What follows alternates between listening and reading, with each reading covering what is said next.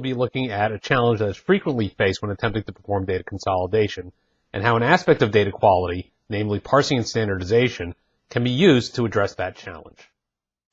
Human beings are quite adept at recognizing similarity in representation. When faced with these two different food selections, despite the difference in cone type and flavor, this woman is able to recognize both foods as ice cream. Unfortunately, computers are less adept at resolving similarity. Because the result of a comparison is either a true or a false, this machine is unable to resolve either the iciness or the creaminess of these two selections and views them as two completely different objects. A more concrete and common example involves commonly used data values, telephone numbers. A person can recognize different structural patterns consisting of digits, punctuation, and letters as representing a telephone number. A combination of visual inspection and context-dependent thought processes allow a human to filter out the punctuation that does not carry any significance and to focus solely on the digits that do carry information. But because a computer directly compares equivalents of one character string to another, two numbers that a person clearly recognizes as being the same are seen as being completely different to that computer. In essence, for any collection of data concepts that are subject to consolidation, variance in structure, spelling, or pronunciation all contribute to the confusion. Yet the fact that a person can determine similarity gives us some hope that we can automate that same recognition process.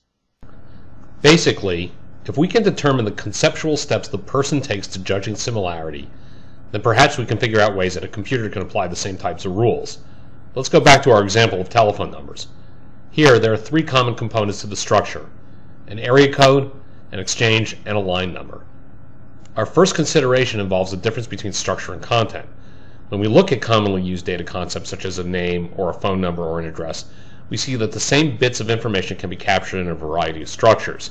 In turn, we see that the same concepts are replicated in different formats and that there is some regularity to those concepts within the different formats. We can define a set of structural formats and then use a pattern matching process to parse out the different structural tokens that appear in the data concept.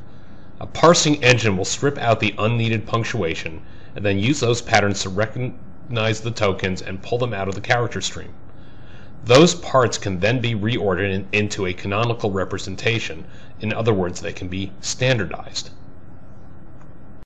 This works for more than just ice cream or telephone numbers. It's a process that can be employed for any data concept with well-defined or commonly recognized patterns, such as addresses, names, or product parts, among others.